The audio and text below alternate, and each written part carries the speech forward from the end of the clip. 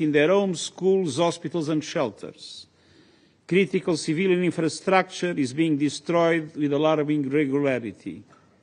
And the number of Russian missiles and drones striking Ukrainian cities and towns has reached record levels. As a result, the past months have seen some of the highest numbers of civilian casualties since the war began. Overall, more than 14,000 civilians, including hundreds of children, have been killed in Ukraine. Over 36,000 civilians have been injured, and these are just the verified numbers. Civilians inside the Russian Federation are also increasingly being affected. Let me be clear.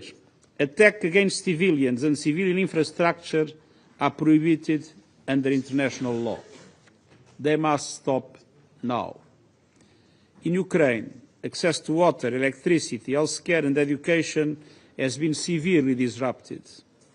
Massive strikes on energy infrastructure threaten to plunge millions into darkness and cold as they face a forced winter at war. The threat to nuclear sites remains deeply concerning, particularly at the Zaporizhzhia nuclear power plant. All parties must uphold their responsibilities under international law to protect their safety and security. The United Nations remains fully mobilized to continue our life-saving aid to all those in need. I call on donors to scale up their contributions to the humanitarian response plan for those affected by the war inside Ukraine and across the region. And I urge all parties to ensure safe, unimpeded humanitarian access to reach the most vulnerable wherever they are. Mr. President, as we mark the 80th anniversary of the end of World War II, the latest incidents impacting neighbouring countries remind us of the real risk of further expansion of the conflict and the continuing threat it poses to European security. 3.5 years into this war, our position remains clear, principled and consistent: to respect and protect civilians, to mitigate the regional and global impact of the conflict, and to uphold the UN Charter. Recent high-level diplomatic efforts deserve recognition. I commend the dedication and political will demonstrated by the United States and others seeking to enable diplomatic solutions.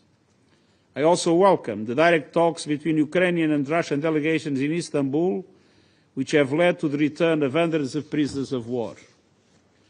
They have also helped open channels to address other urgent humanitarian concerns, including the fate of detained Ukrainian civilians and abducted children. But progress on a much-needed ceasefire and a lasting peaceful settlement remains painfully slow. Every day of continued fighting undermines the chances for diplomacy to succeed and increases the dangers of further escalation. Excellencies, as this Council recalled early in the crisis, all Member States have undertaken, under the Charter, the obligation to settle their international disputes by peaceful means. We cannot afford to lose the current diplomatic momentum, as fragile as it might be. The longer this war continues, the more devastating its consequences for everyone. I therefore reiterate my appeal for a full, comprehensive and sustainable ceasefire. A ceasefire that paves the way for a just, comprehensive and lasting peace. A peace that is in line with the United Nations Charter, international law and relevant UN resolutions. The United Nations is committed to fully supporting all meaningful efforts to end this war and to build a future of dignity, security and peace for all. Thank you. I thank the Secretary General for his briefing. I now give the floor to His Excellency Mr. Volodymyr Zelenskyy, President of Ukraine. Thank you very much, President. Thank you, Mr. Secretary General, distinguished leaders, representatives of states and governments, and all those who still pay attention to the war of the United Nations. We must admit the world's attention to the UN is fading. The organization has less influence and too often there is a lack of real decisions on fundamental issues. This is exactly what we need to speak about today, about the tools that sadly are not working now. But they will work, I'm sure. They will work if you are active, if we are active, because the main tool is in your hands. First of all, I thank the Republic of Korea for this meeting of the Security Council and for the opportunity to call for peace. Today, there will be a clear call for peace in this Council. And here is one of the main distortions of our time. Whom must we call to peace, and on whom must we press to achieve it? One of the permanent members of this Council is doing everything to prolong the largest war in Europe since World War II. Russia does this with impunity, using its veto power, buying influence, and keeping peace on hold. The Russian representative is here, but of course not the one who makes the real decisions. That man fears to sit face to face with Ukraine and the world and openly admit he wants only war. Instead, Putin sends delegates who cannot and don't want to stop the bloodshed. And when he appears abroad in Beijing or somewhere else, it's only to buy more time for killing, pretending he seeks diplomacy. Putin only cares about using every meeting, every chance to keep the war going. Each day Russia kills our people, destroys our cities, and leaves no sign it will ever return to the principles of the UN Charter. China is also represented here, a powerful nation on which Russia now depends completely. If China truly wanted this war to stop, it could compel Moscow to end the invasion. Without China, Putin's Russia is nothing. Yet too often, China stays silent and distant instead of active for peace. The United States of America is present here as well, a strong nation that supports our defense, and we've said yes to every proposal from the US president for a ceasefire and talks with Russia to bring peace. But Russia always says no, or tries to confuse everyone so that even a ceasefire can't happen. And I met with President Trump just now, and we spoke about how to finally bring peace, and we discussed a few good ideas, and I hope they will work. And I'm grateful for this meeting, and we expect America's actions to push Russia toward peace. Moscow fears America and always pays attention to it. The United Kingdom is here, a permanent member of the Security Council. France is here, also a permanent member. Both nations support us, support our people, our independence. Both promote diplomacy, and both are parties to a document that was supposed to be a positive milestone, together with the other permanent members of the UN Security Council. But instead, it became a warning to the world. The Budapest Memorandum, meant to guarantee Ukraine's security in exchange for giving up nuclear weapons, failed. It proved that international promises can turn into blabbering. That is why today, with Britain, with France, and already with more than 30 nations in our coalition of willings, we are building a new security architecture. We count on the United States of America as a backstop. Real security guarantees must become the line Russia cannot cross again. Here is one example of how strength can stop war. If we could strengthen our skills with a joint system to shut down skies, with a joint system to shut down Russian missiles and drones, it would force Russia to stop its attack from the sky, because everything could be shut down, and so Putin would be forced to sit here or in another respectable venue and look for a truce on the ground. If there is no war in the sky, Russia can't keep fighting on the ground. I have talked about this with President Trump and with other leaders. Why do I say this now and here? Because you, the United States, China, Britain, France, the permanent members of the Security Council, represent the world's essential power, the power that must act when international law alone cannot. And no, not Russia. With this war, Russia has discredited itself, even for those who do not yet criticize Putin openly. They still feel that Russia's presence brings no good.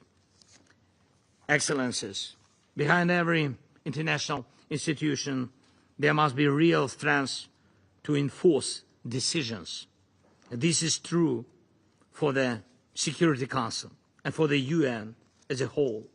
If you stand together for ending this war, even Russia will have to obey. And if some of you act while others delay, the war goes on. Ukraine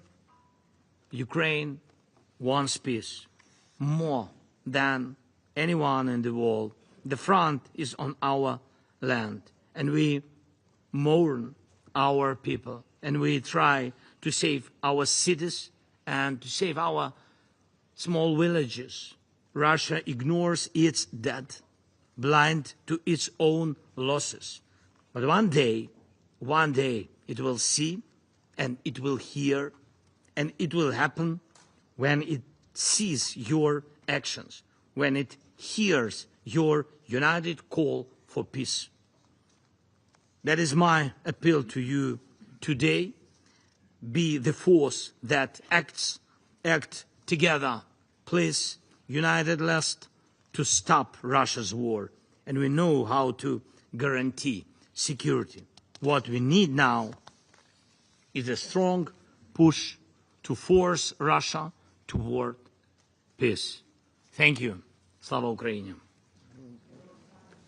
I thank His Excellency Mr. Zelenskyy for his briefing. I shall now make a statement in my capacity as Minister for Foreign Affairs of the Republic of Korea.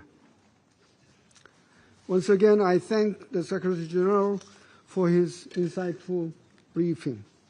I welcome the presence of President Zelenskyy in this meeting, and I also appreciate the participation of other countries in this important discussion. More than 3 years have passed since Russia launched its full-scale invasion of Ukraine. The drone incident along Poland's eastern frontier 2 weeks ago is a reminder that the battlefield may no longer be confined to Ukraine, posing a threat to the peace and security of neighboring states. This conflict has had grave consequences. Indiscriminate attacks on civilians and civilian infrastructure continue in clear violation of international humanitarian law. The humanitarian situation remains severe, with millions of Ukrainians displaced, communities disrupted, and essential services under constant threat. These attacks must end. The Republic of Korea reaffirms its unwavering commitment to respect for internationally recognized borders, and in particular to upholding the sovereignty, independence, and territorial integrity of Ukraine. We also, once again, call for the full, immediate, and unconditional cessation of hostilities.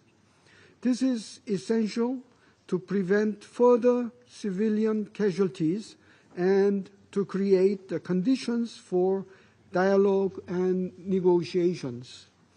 Peace, together with recovery and reconstruction, is essential to alleviating the suffering of Ukrainian civilians. Korea has supported Ukraine in areas such as energy, infrastructure, healthcare, and education, and will continue to consider further measures. Korea also acknowledges the initiatives of the international community, including the adoption of resolutions in both the General Assembly and the Security Council last February, which implore a swift end of the war. Taking note of the ongoing discussions among the US, Russia, and Ukraine and European partners, we hope these efforts will contribute to the realization of a peaceful settlement.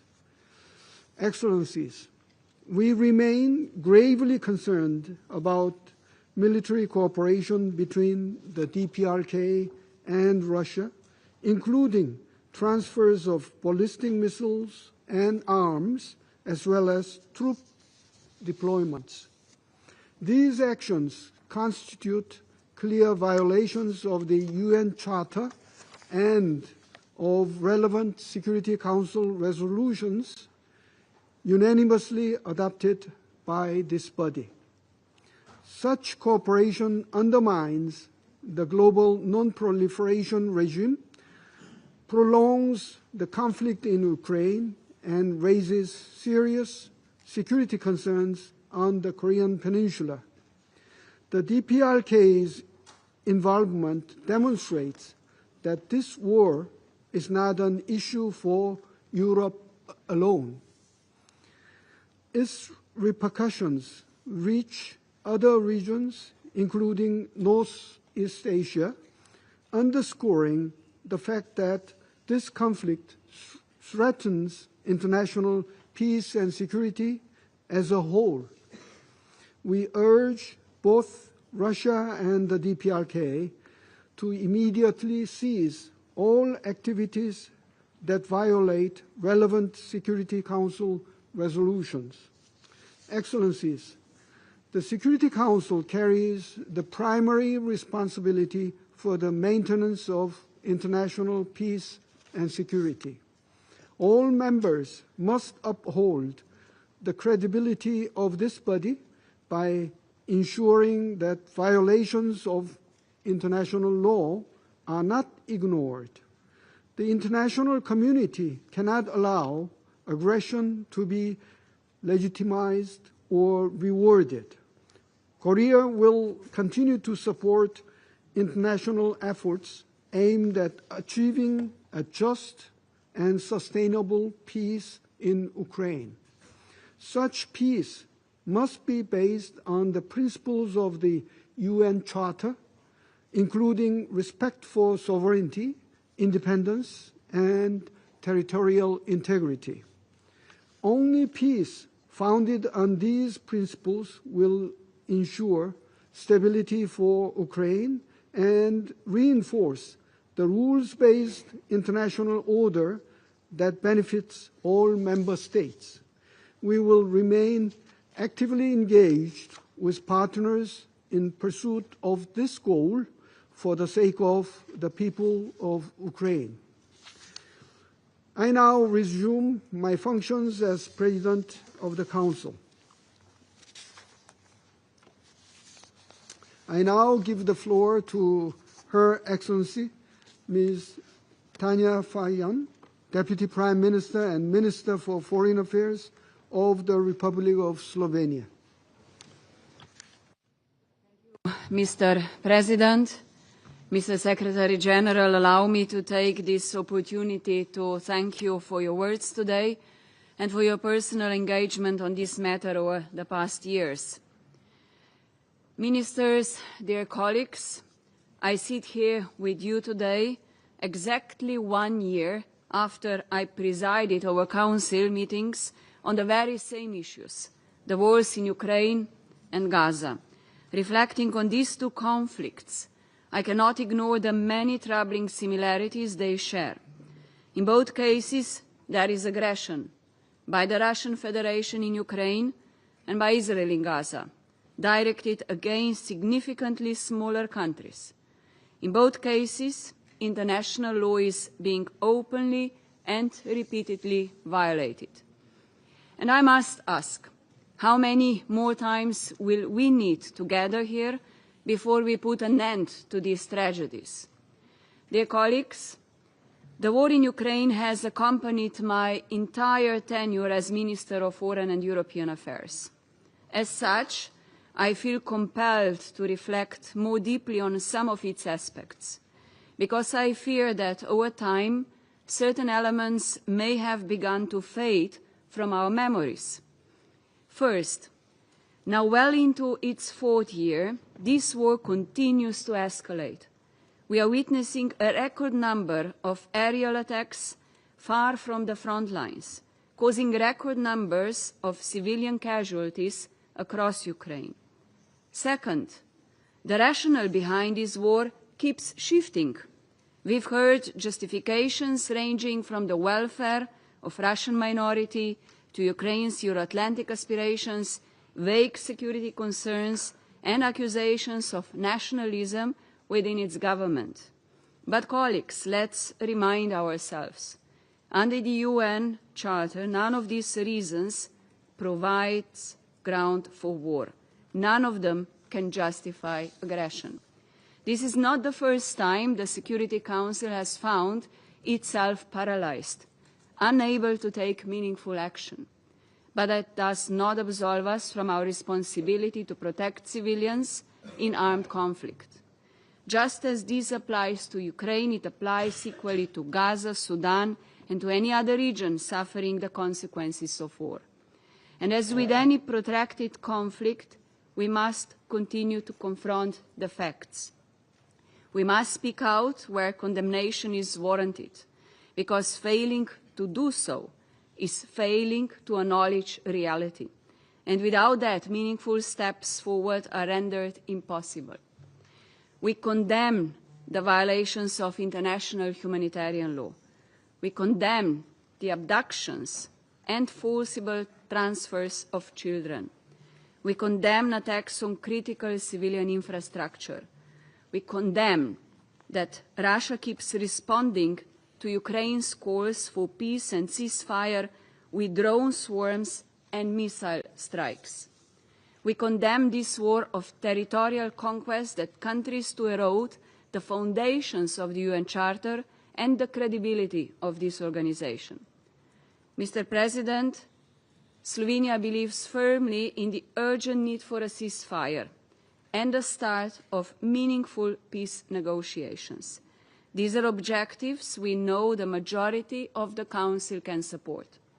Slovenia stands ready to work towards a just and lasting peace, one rooted in the principles of the UN Charter. Every nation has the right to shape its own future. Every person deserves to live in peace, dignity, and freedom. And my country will continue to aid the Ukrainian people until they achieve what they deserve. Thank you.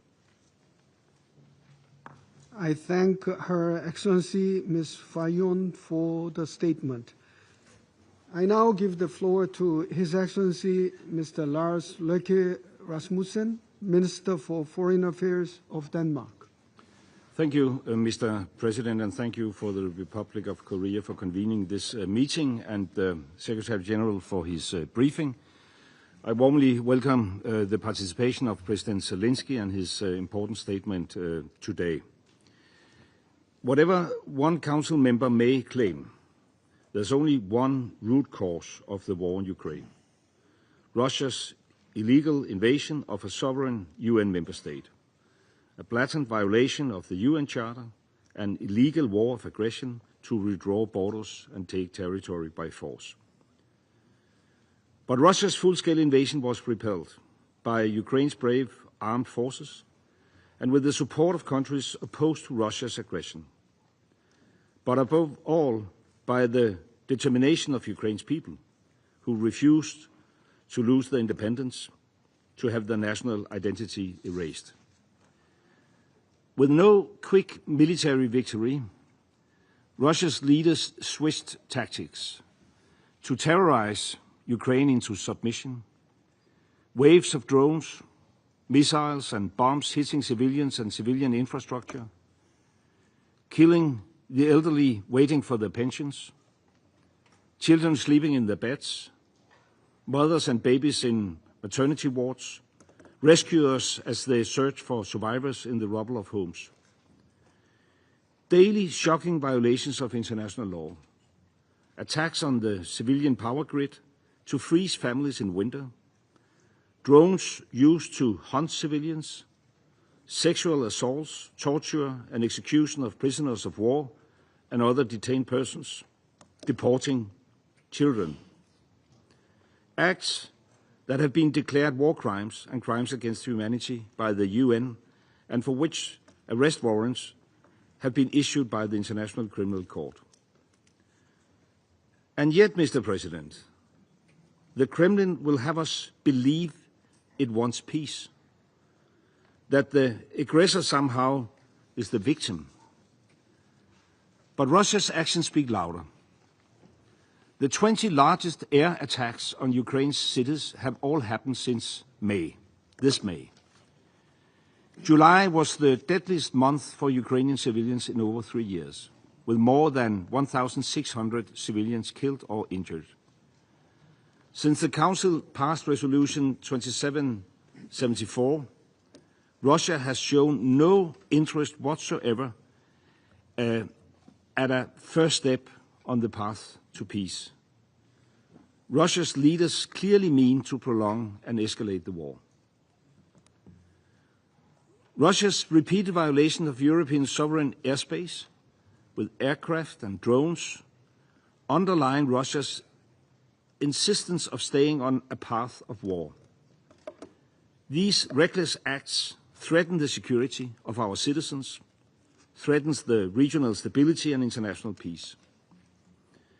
Mr. President, for peace to have any chance in Ukraine, the very first step must clearly be for the weapons to fall silent. Ukraine offered an unconditional ceasefire months ago, and we have all witnessed Russia's response: escalation. Therefore, the international community needs to increase the pressure on the Kremlin through additional sanctions and measures against the shadow fleet. This is the only way Russia might engage in the peace talks in good faith. Mr. President, we are also focused on the humanitarian needs and other needs in Ukraine. My own country, Denmark, recently launched the Ukraine Transition Programme to enhance Ukraine's resilience and ability to meet its people's urgent basic needs. With a new winter around the corner, Ukraine's needs will increase, and it is our duty to support them. I was in Kiev 10 days ago to launch this program, and I saw the determination of the Ukrainian people with my own eyes. They want to build a future and end this senseless war. We all pledged to uphold the UN Charter, to ensure countries can live in peace within their borders. In the 18th anniversary year of the founding of the UN, any other outcome would be a tragedy. When Denmark was elected to the Security Council, we pledged to uphold international law, and we will continue to do so in all cases. Thank you. I thank His Excellency Mr. Rasmussen for the statement. I now give the floor to His Excellency Mr. Jean-Noël Barrot, Minister for Europe and Foreign Affairs of France. Monsieur le Président, Mr. President, 80 years ago, men and women from all continents signed before history a pact for global peace and security. On the 26th of June, 1945, in San Francisco, the United Nations was born. And in the Charter of the United Nations, these potent words were etched: we, the peoples of the United Nations, determined to save succeeding generations from the scourge of war. 80 years later, in a sinister echo, Russia is violating the most essential principles of this founding text. Since the 24th of February 2022, it has been perpetrating unjustifiable atrocities in Ukraine. Russia is acting in a lawless way. Vladimir Putin is acting in a lawless way. The International Criminal Court in March 2023 issued an arrest warrant against Vladimir Putin for the deportation of Ukrainian children to Russia. Russia was condemned by the General Assembly of the United Nations, a resolution dating March 2022, a resolution dating February 2023, the resolution dating February 2025, and not to mention the resolution dating March 2014. On 9 occasions, the General Assembly denounced the Russian invasion, called for a ceasefire, for the respect of the integrity of Ukraine, and for a just, lasting peace in accordance with the Charter of the United Nations. Despite all of these condemnations, Vladimir Putin has dug in his heels. Brutality, lies, uninhibited violence. Thousands of Russian and Ukrainian lives have been sacrificed. To what end? To realize an imperialist a fantasy to quench imperial thirst? But frankly speaking, it is clear that Russia has failed. President Trump stated today that it is a paper tiger. Less than 1% of Ukrainian territory has been conquered over the past 1,000 days of war. Civilian Russian economy is flailing, asphyxiated by the war economy and by sanctions, which Vladimir Putin continues to expose his own population to. And in order to mask its failure, the Kremlin has redoubled its violent and aggressive stance. To mask the failure, Vladimir Putin has rained fire on cities of Bucha, Irpin, Mariupol, Dnipro, Kharkiv, Odessa, Chernihiv, Zaporizhia, and Kherson. These are martyrized cities, heroic cities. Each night, hundreds of drones and missiles target homes, target schools, target hospitals. Russia has in flagrant breach of international humanitarian law has resulted in tremendous civilian casualties. In order to hide these failures, Vladimir Putin has sought to foment conflict with unacceptable incursions in the airspace of Poland, Romania, and Estonia, hybrid attacks, electoral manipulations, digital attacks which target the democracies of Europe. This will not work. Nothing will cause the Ukrainian spirit of resistance to fail. Nothing will weaken our support for Ukraine. And the principles of the Charter in Russia is making a very significant error if it continues to doubt the unity and the resolution of NATO allies, if it continues to pursue its dangerous escalation on the eastern flank of Europe. On 24 February last, Mr. President, the Security Council, through Resolution 2774, which is tabled by the United States and supported by the Russian Federation, for an end to the conflict as soon as possible. This resolution needs to be implemented in full. We want peace. Ukraine wants peace. Ukraine is only asking for one thing, namely respect for its right to itself determine its future, respect for the right of its people themselves, which is set out under the Charter. These are non-negotiable principles, and it is applicable to Kiev and throughout the world. This is the very principle of the existence of our nations, and it is incumbent upon us as members of the Security Council to uphold this. Mr. President, Russia is lawless. Russia is failing. Ukraine wants peace. Ukraine wants freedom.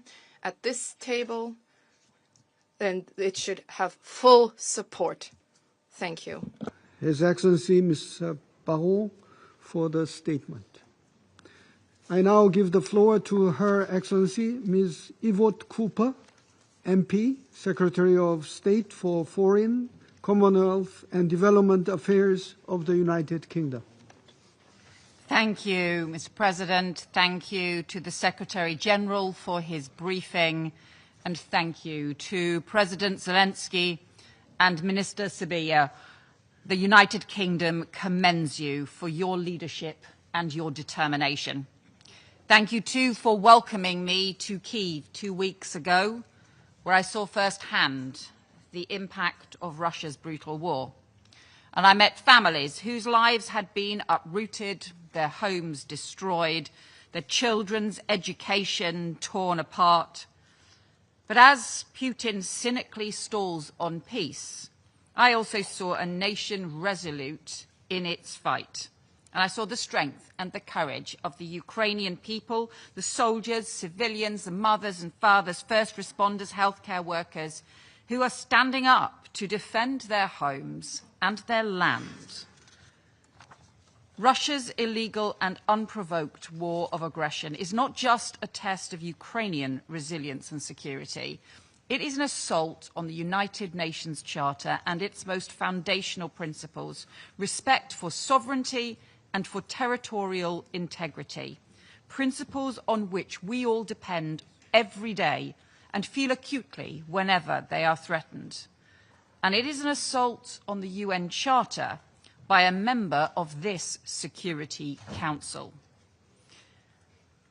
President Zelenskyy has made clear that he wants peace and wants this war to end, that he and Ukraine have supported a full unconditional ceasefire and reaffirmed his readiness to meet President Putin. Alongside European partners, the US and President Trump are working to support a peace process, but Putin continues to choose war. He has rejected calls for a meaningful ceasefire. He has refused even to meet President Zelenskyy in a neutral venue. And Putin's strategy includes the forced deportation, indoctrination, and militarization of children. It includes the intensifying of targets against civilians, strikes on Ukrainian cities and critical infrastructure, on families as they sleep in their beds at night. Civilian casualties have risen nearly 40%, with children killed in playgrounds, diplomatic premises and government buildings damaged, hospitals and schools destroyed. And these are not accidents of war. They are the result of a cruel strategy targeting the people and communities of Ukraine. But anyone who knows Ukrainians knows that this will never succeed, because their determination to hold on to their freedom, to protect their families, their nation, far exceeds Russia's ability to take those things away. And indeed, what we have seen is Ukraine repeatedly undermine Russia's military goals, so that despite the huge Russian mobilization attempts in the last 3 years, their overall impact on their military goals has been minimal. In this war that they started, their losses are now 20 times higher than were Soviet losses in Afghanistan. In this war that they are continuing to pursue, they are struggling to recruit. And in some areas, their stocks are so low they have resorted to using military equipment from the 1950s. What is this for? Because as Ukraine stands firm against Russia, the United Kingdom stands firm with Ukraine. We know that Ukraine's security is our security, and all of us depend on upholding the UN Charter. We know that Russia exports interference, disinformation and instability well beyond Ukraine, from cyber attacks in Moldova to the deployment of mercenaries in the Sahel. Russia's actions seek to undermine democracies, fuel conflict and spread instability far beyond Europe's borders. And in recent weeks, we've seen provocative and reckless violations of NATO airspace in Estonia, Poland and Romania, against which NATO stands firm, and we will be ready to act. So the UK will continue to stand with Ukraine, providing the support it needs to defend itself now and to rebuild in the future. Rebuilding as a strong, prosperous nation free to make its own choices. And so I say to the representative of the Russian Federation, we will target your ailing economy, your oil and gas revenues that are paying for this war, the defence industries making your munitions and weapons, because we know for Russia the price of war is piling up and the sanctions are tightening the screws. Falling energy revenues are squeezing the state budget and oil revenues are now at a 5-year low, but we will go further, be in no doubt. And to our Ukrainian friends, I say, you have the UK's unwavering support now and for decades to come. And to this Council, I simply offer a reminder that 80 years ago, our predecessors came together as United Nations to save succeeding generations from the scourge of war. That mission remains as noble today as it was in 1945.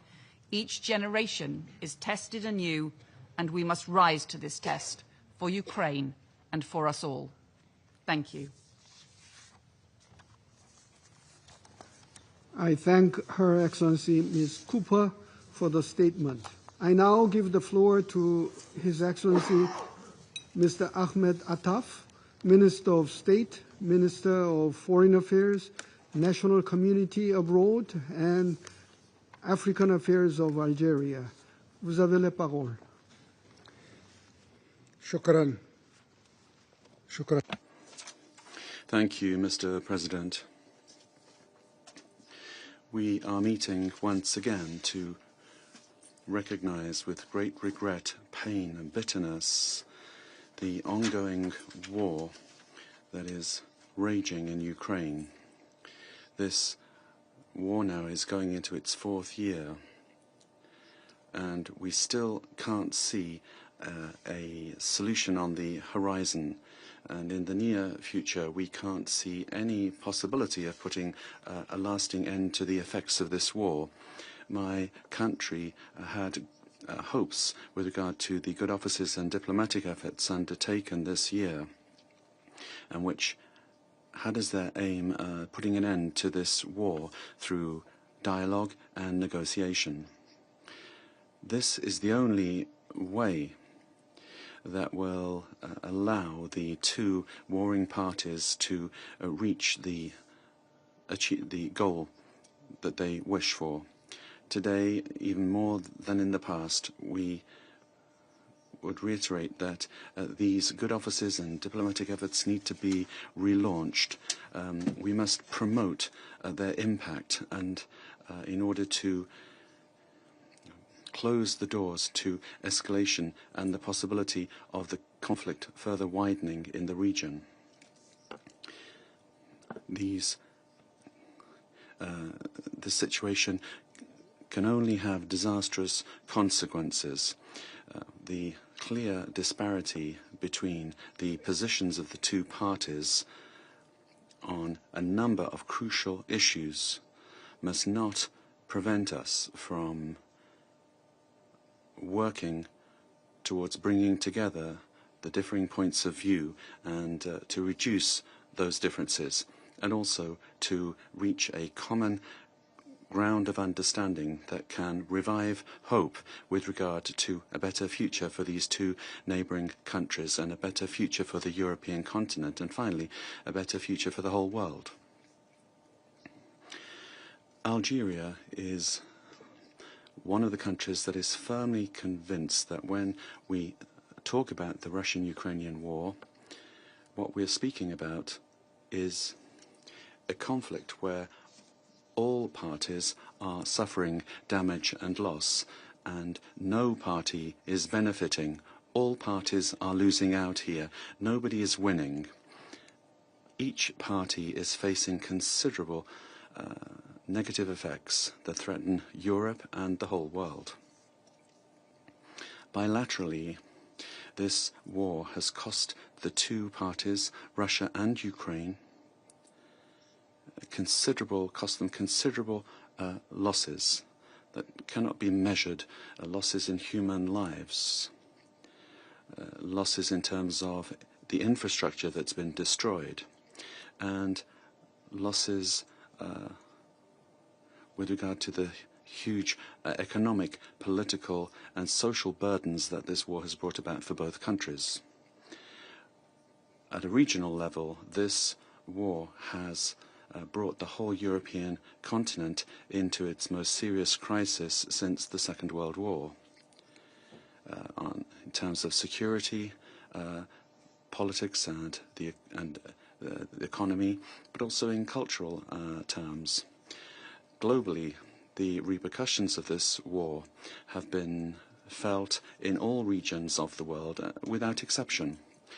These effects have affected those countries near and far, be that in terms of food security and energy security, or with regard to its harmful effect on international relations, its effect on polarization, deepening divides, and the crisis now affecting the collective security system. All of this has stemmed from this war. For all of these reasons, and for other reasons as well, we reaffirm day by day that ending this war will not only preserve the interests of the parties involved, but solving this war is in the public international interest. And these considerations overall are the background to an initiative launched by the President of Algeria to deploy his good offices between the two parties in the conflict, Russia and Ukraine, on the basis of our historic friendship between Algeria and those that today have become two parties to this conflict. This requires, on our part, intensive work in order to put an end quickly to this war and find a lasting solution and sustainable peace. We are firmly convinced that the momentum of good offices and the diplomatic initiatives must be given priority over military confrontation, so that we can all play our respective roles in contributing to preparing the ground for a fair, lasting, and sustainable solution to this crisis, a political and peaceful solution, because the solution can only be political and peaceful in terms of its approach and its content, a solution that will guarantee that the root causes of the conflict are addressed and that the security interests of the two parties are taken into account.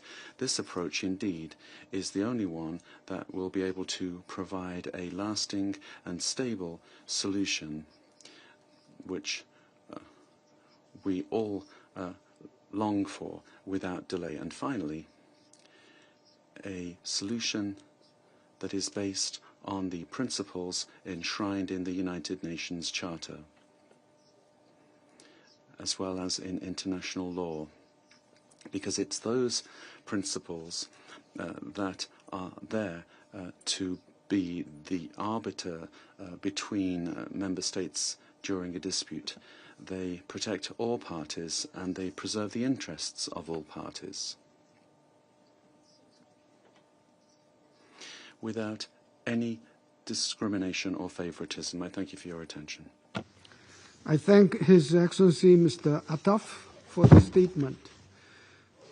I now give the floor to His Excellency Mr. Hugh Hilton Todd, Minister for Foreign Affairs and International Cooperation of Guyana. Thank you, Mr. President. Please accept my commendations for the Republic of Korea's efficient handling of the Council's business this month. I also like to thank the Secretary General for his valuable perspectives. Mr. President, Excellencies, today's meeting comes at a time when the ongoing war is at a heightened risk of spreading, with violation after violation of the territorial integrity of neighboring states. Guyana rejects the use of force against the territorial integrity or political independence of any nation-state.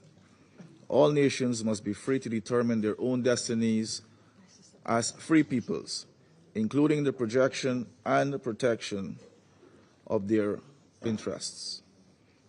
We therefore join the international community in reaffirming the purposes and the principles of the United Nations Charter and call for an immediate end to the conflict and attendant violations of international law. We deeply regret that a peaceful resolution is yet to be found and that the repeated calls for good faith negotiations and the cessation of hostilities have not been heeded. Even as Resolution 2774 remains unimplemented, we remain convinced that a peaceful solution is still possible and the only viable path forward. Peace, after all, can never be achieved through force, nor by one side imposing its will upon the other. Genuine and lasting peace requires strong political will, good faith dialogue, and a firm commitment by all involved to sustaining those efforts. Mr. President, Excellencies, as the search for a solution continues, we, the members of the Security Council, must be concerned with the repeated and persistent violations of international law that are taking place. Violations that have placed civilians in Ukraine and Russia squarely at the mercy of combatants. The protections granted to them under international humanitarian law have been stripped away, and they have become victims of deliberate targeting. Their safety and security are imperiled and their vulnerability exploited for military advantage. Moreover, by abducting children, blocking access to humanitarian aid, and attacking critical civilian infrastructure, the damage wrought on civilian lives continues to magnify. The effects of this situation, including the mass destruction of cities and the prolonged economic, social, and psychological impacts, will be acutely felt for years to come. Children have paid particularly high price on account of the violence meted out, especially in the attacks against schools and hospitals. Guyana has always spoken out firmly against such actions and does so again today.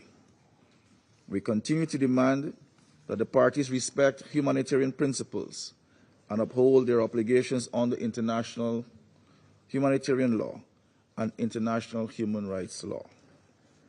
We also recognize that ending such violations would require the complete withdrawal by the Russian Federation of its military forces from the internationally recognized territory of Ukraine. Mr. President, even as we continue to demand an end to the war, we continue to be confronted with multiple allegations of violations of the airspace of neighboring countries. As we have stated in previous occasions, every member state has a legal obligation to uphold the provisions of the United Nations Charter and to respect the territorial integrity of other states. Guyana calls for an end to the ongoing violations, which risk igniting a broader regional conflict. We have said this many times. Attempts to resolve a conflict through military escalation will only exacerbate the situation and make a peaceful resolution more difficult. At this critical juncture, we call for an urgent ceasefire and for the parties to commit more firmly to peace through dialogue. Resolution 2774 must be implemented. Guyana urges the international community to work in concert to support those efforts. We will continue to do our part as a member of this Council. I thank you. I thank His Excellency Mr. Todd for the statement. I now give the floor to His Excellency Mr. Marco A. Rubio, Secretary of State of the United States. Thank you, Mr. President, and all of you for convening here today on this important matter. When President Trump took office, he made it among his highest priorities the restoration of peace anywhere and everywhere in the world where the opportunity presented itself. And it's met with great success in a number of places. We had a conflict between India and Pakistan, which was a very dangerous conflict, and one that he chose to engage in and was able to bring it to, be very involved in bringing it to a cessation of hostilities. When Thailand and Cambodia were engaged in hostilities, the President got involved over a weekend over in the United States, and were able to play a critical role in that regard as well.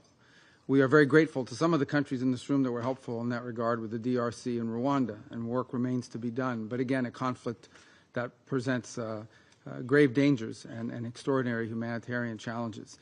With Azerbaijan and Armenia as well.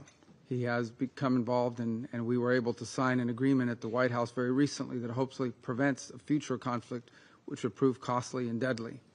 But the one that's proved to be an extraordinary challenge has been the war in Ukraine, between Russia and Ukraine. The President has worked on it tirelessly, has invested a tremendous amount of his own time, energy, and the highest levels of our government. We have had meetings in Turkey, meetings in Saudi Arabia, meetings in Alaska, countless phone calls, doing everything possible to bring this conflict to a resolution and to an end. A war that cannot end militarily. It will end at a negotiating table. That's where this war will end. But the longer it lasts, the more people will die, the more will be destroyed. Some of the numbers we are seeing in the loss of life among military personnel, for example, on the Russian Federation side, are staggering. Staggering. In 1 month alone, more loss of life than in the entirety of the U.S. engagement in Afghanistan or Iraq. This war has to end, and we have done everything we possibly can and will continue to do everything we possibly can to bring it to an end. Very generous offers have been made. For example, a ceasefire at the current lines of contact, while all the other details on the future of the conflict could be worked out in terms of future territorial lines. The President has shown extraordinary patience in terms of not assessing additional sanctions in the hopes of having a breakthrough in this regard. And all has come to what appears to be not just a stagnant one, but an era, and we've entered a period of what appears to be potential even escalation, with the historically highest number of strikes we've seen over the last few nights and before. And now we are also watching incursions into neighboring airspace by both drones and airplanes. The President is a very patient man. He's very committed to peace, but his patience is not infinite. And as he has said repeatedly, he has before him the opportunity and the options of imposing additional economic costs on the Russian Federation, if necessary, in order to bring this to an end. He also has before him the option, as he has already chosen to do in some circumstances, to sell defensive weaponry and potentially offensive weaponry so that Ukraine can defend itself from this assault by purchasing that weaponry. So I'm here to say to the Security Council, the United States remains as committed as it has ever been to a peaceful resolution to this dangerous conflict. But there will come a moment in which we will have to conclude that perhaps there is no interest in a peaceful resolution. And then the President has before him real options, which he intends to pursue, as he has made clear today in some of the messages he has put out. So I strongly urge the Security Council, the member states here, and those who are not part of this as well, to do everything in their power, and including the Russian Federation, to do everything within their power, and the Ukrainian side for that matter as well, but all sides, to bring this war to an end before it becomes something that will last another 3 or 4 years, lead to more destruction, both economic and at the same time a loss of life and loss of property and loss of futures. This war needs to end. But if it does not, if there is no path to peace in the short term, then the United States and President Donald J. Trump will take the steps necessary to impose costs for continued aggression. Thank you. I thank His Excellency Mr. Rubio for the statement. I now give the floor to Her Excellency Mrs. Alexandra Papadopoulou, Deputy Minister for Foreign Affairs of Greece. Thank you, Mr. President, and I would like to thank the Permanent Mission of the Republic of Korea to the UN for convening this meeting. At a time when the United Nations and its membership should celebrate the 80th anniversary of this organization's founding, the world faces multiple and severe crises, while many countries suffer from the scourge of war. Greece firmly believes that all crises could and should be averted through dialogue and diplomacy.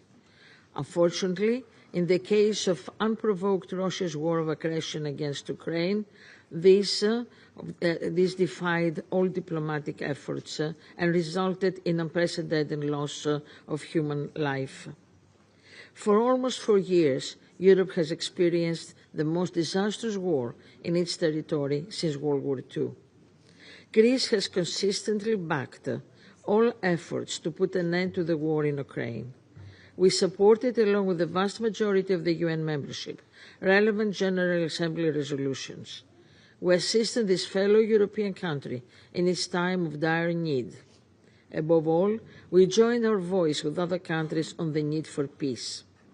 Greece has welcomed the US-led initiatives and the decisive efforts to stop the bloodshed in Ukraine, firmly believing that the time for peace is long overdue. 3 direct rounds of negotiations between Ukraine and Russia have produced some results with regard to the exchange of prisoners and civilian detainees. Greece welcomes these agreements and their implementation and further calls on Russia to engage in goodwill in further negotiations. We regret that Russia has not yet agreed to a leaders' meeting and that it has shifted away from the path to peace, proceeding to reckless acts that affect EU and NATO borders. As a staunch proponent of international law and the UN Charter, Greece unequivocally condemns any violation of internationally recognized territory by land, air, or sea. Any change of borders as a result of the use of force is unacceptable and sets a dangerous precedent that could incite armed aggression and imitators elsewhere. We desire peace. As Thucydides has taught us, war is a choice, not an inevitability.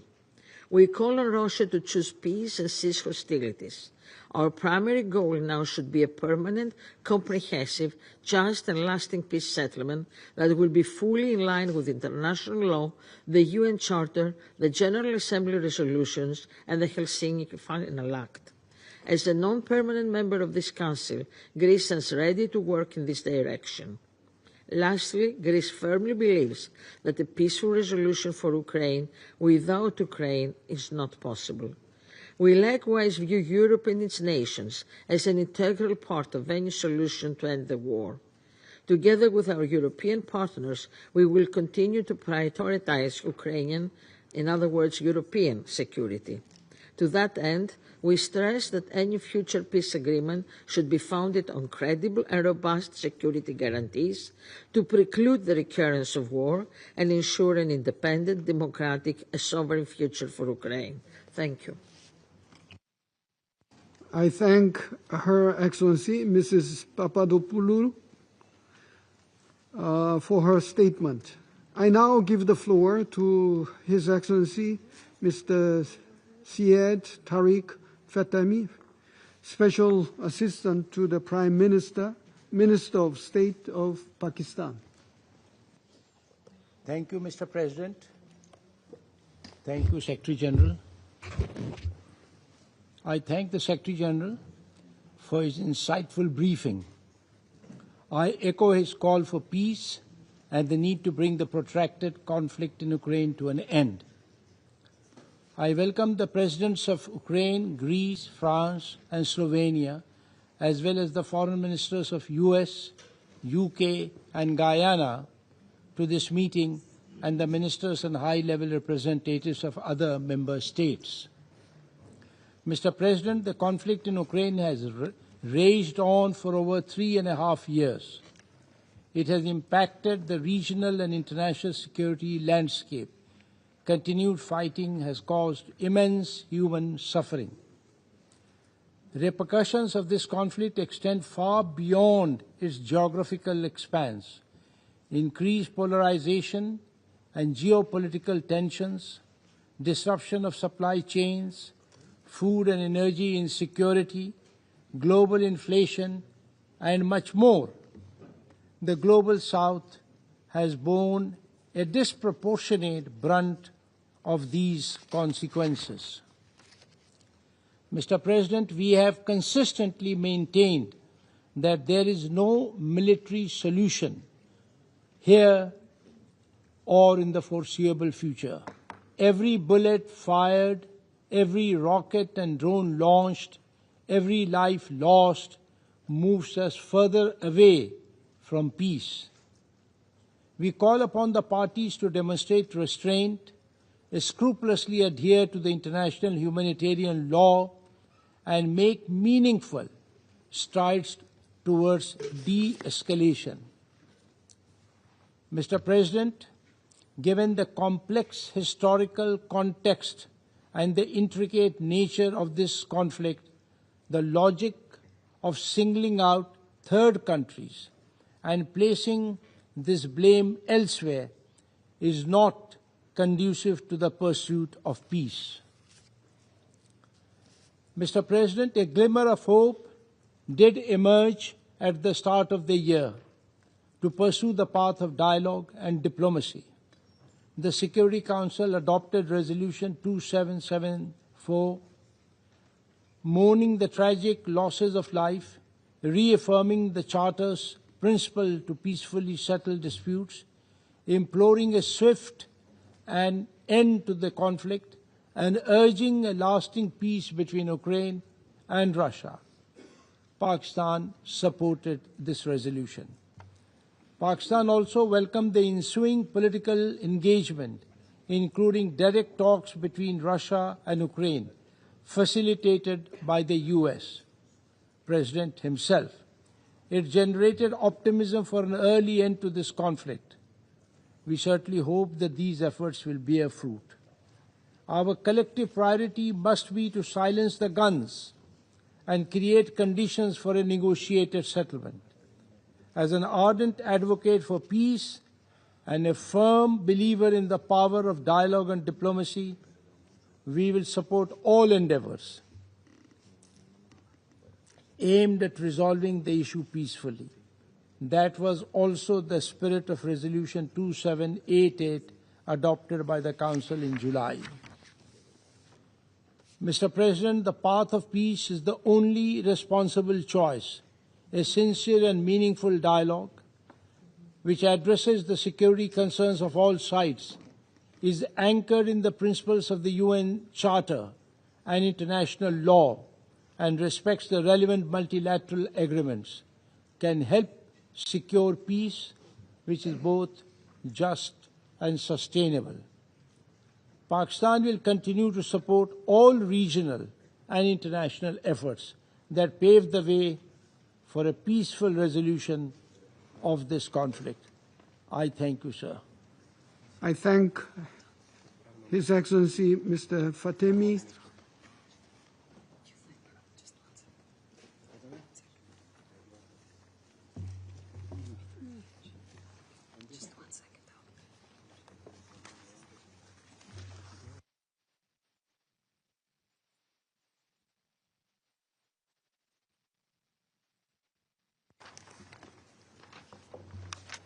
Okay. So I thank His Excellency Mr. Fatemi for the statement. Thank you. I now give the floor to His Excellency Mr. Javier Martinez Achav Vasquez, Minister for Foreign Affairs of Panama. Good afternoon, Mr. President, Excellencies. Panama would like to thank the Secretary General, Mr. Antonio Guterres, for the information provided regarding the conflict in Ukraine. We welcome the presence of the various countries who join us once again today to address the situation regarding the conflict between the Russian Federation and Ukraine. Since the beginning of the Russian invasion in 2022, Panama has reiterated its concern over the breakdown of international peace and security, as well as the dire consequences of this war, which, first and foremost, affect the civilian population. We are entering the 4th year of this war, whose origin, stemming from the invasion of a sovereign state, has been the subject of numerous unsuccessful meetings of this Council. In this regard, Panama, respectful of international law, rejects any violation of the sovereignty, political independence, and territorial integrity of Ukraine, and we condemn the use of force by one state against another. We reaffirm the primacy of these principles, not as a rhetorical exercise or an abstract aspiration, but rather as a moral and legal obligation incumbent upon the entire international community, principles that must be safeguarded and defended wherever they are under threat. The recent violation of the airspace of Poland and Romania, as well as yesterday's meeting called in response to the incursion of Russian combat aircraft into Estonian airspace, are troubling signs of the escalation in the conflict, which undermines the recent diplomatic efforts promoted by the United States with the support of European countries to bring an end to this war. Panama reiterates that dialogue is the only path to the peaceful resolution of this conflict, that with the necessary political will, it is possible to establish the conditions that guarantee respect for international obligations and safeguard peace and security. All of this within a broad framework of freedom and the sovereign equality of states, with full respect for their sovereignty and territorial integrity. This war, the most devastating in Europe since 1945, with a humanitarian crisis that has led to high numbers of civilian and military deaths, injuries, disappearances and displacements, and which has also driven an unprecedented increase in global military spending, this war must come to an end. The effects of this tragedy are not confined to a single region. Its humanitarian, economic and political repercussions are global in nature and are felt in all areas. For 80 years, Panama has upheld the principles enshrined in the Charter of the United Nations and in international humanitarian law as essential pillars for peaceful coexistence between peoples. Our country has maintained that respect for these norms is the greatest contribution that we can offer humanity in order to preserve future generations from the scourge of war. Today, we reaffirm the validity of their normative value and the preservation of their integrity and universality as indispensable elements to guarantee the stability of the international order and respect for human rights.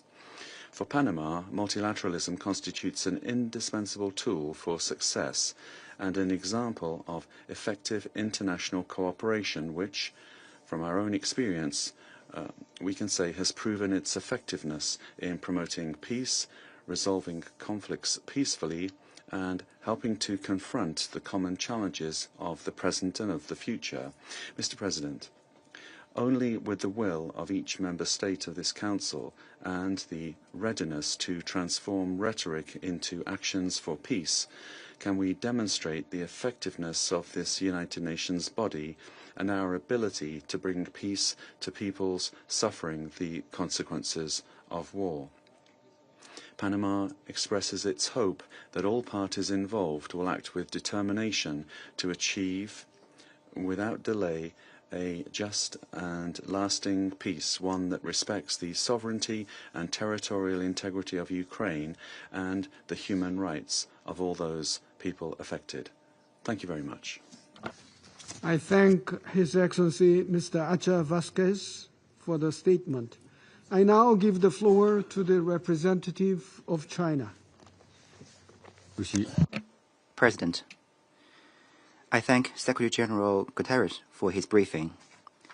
Allow me to make 4 points. First, dialogue and negotiations remain the fundamental path forward.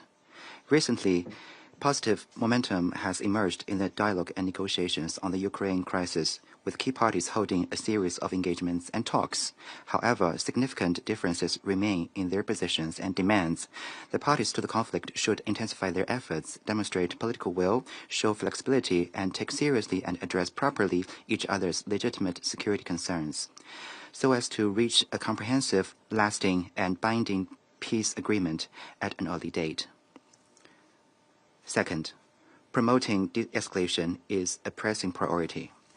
At present, there are no signs of a halt to hostilities on the ground. The parties to the conflict continue to carry out large-scale drone and missile attacks, and substantial quantities of arms and ammunition continue to flow into the battlefield.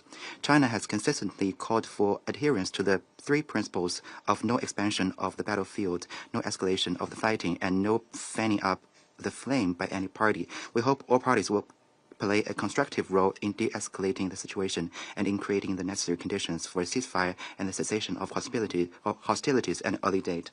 Third, alleviating the humanitarian crisis is a moral imperative.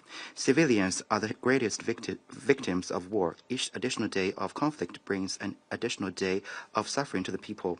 The parties to the conflict should exercise restraint, strictly abide by international humanitarian law, and refrain under all circumstances from attacking civilians and civilian infrastructure, and avoid the use of WMDs.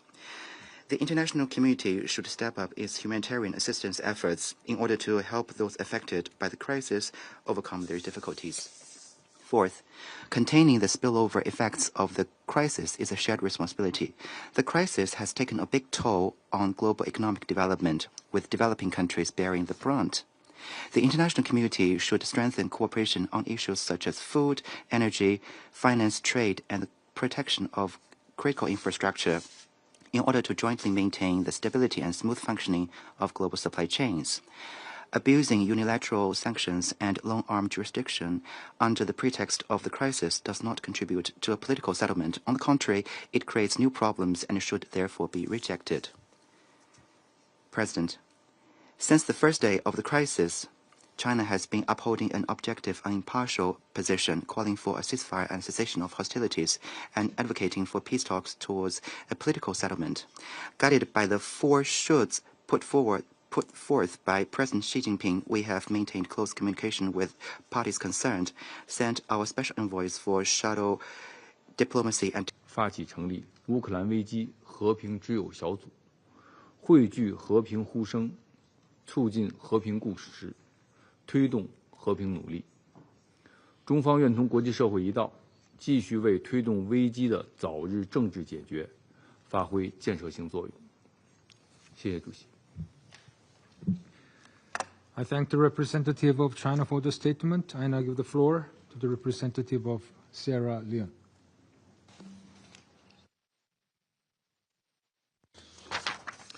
Thank you, Mr. President. Mr. President, we thank you for convening this briefing on Ukraine at the request of Slovenia, Denmark, Greece, France, and the United Kingdom.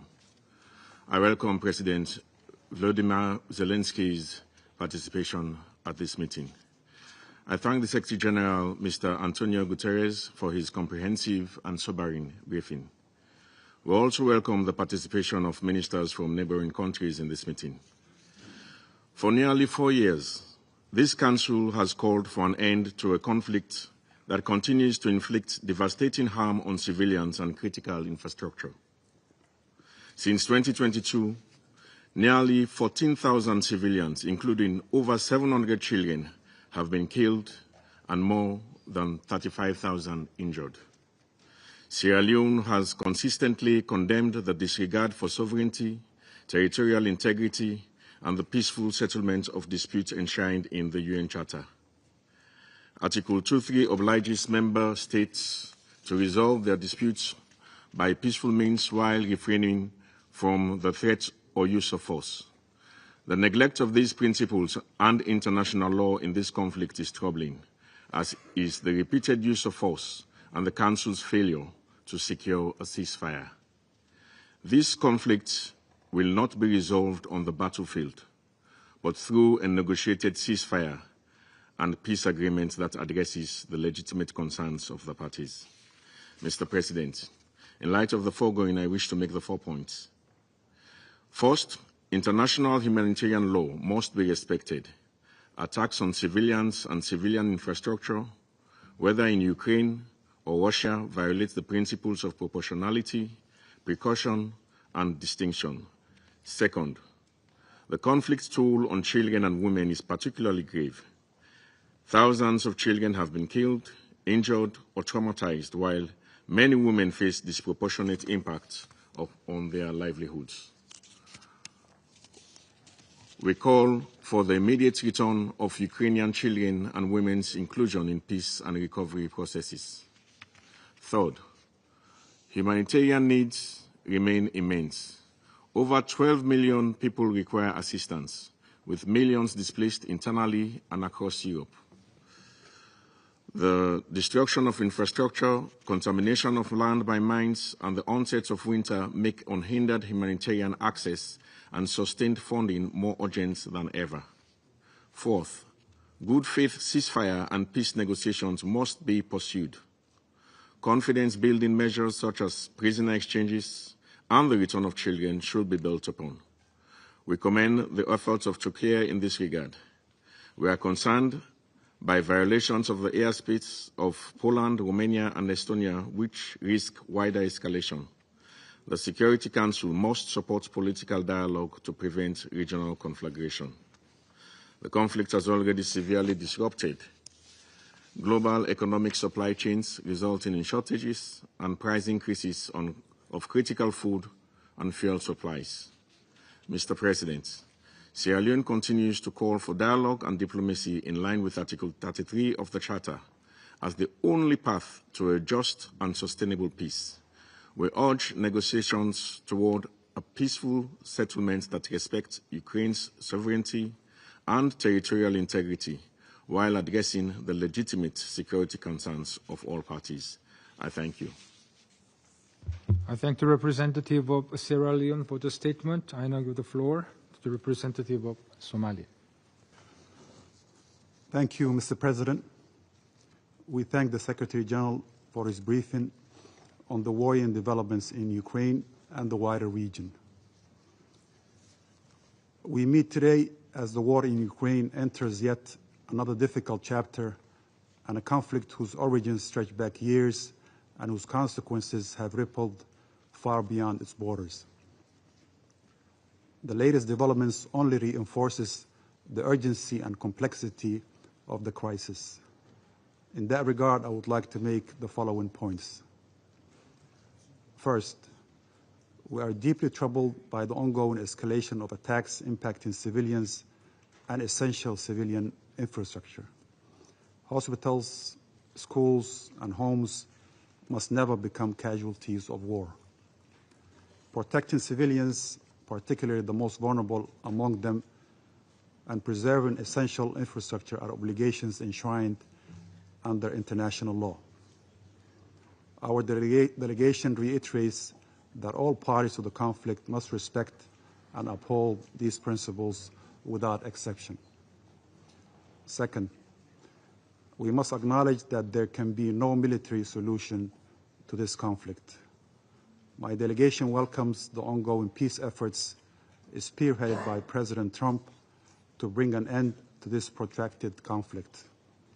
We believe that every opportunity for peace and diplomacy, however brief, must be seized and built upon. We take note of the upcoming planned meeting between President Trump of the United States and Ukrainian President Zelenskyy on the sideline of the United Nations General Assembly, which we hope will advance dialogue and diplomacy. We also commend the humanitarian mediation efforts, including prisoners of war exchanges, and progress on these issues can build the trust necessary for broader engagement.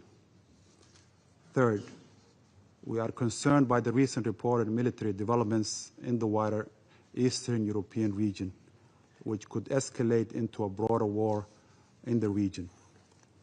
These incidents underscore the escalating nature of the conflict and highlight the urgent need for a comprehensive de-escalation and utmost restraint by all parties to prevent a wider conflagration.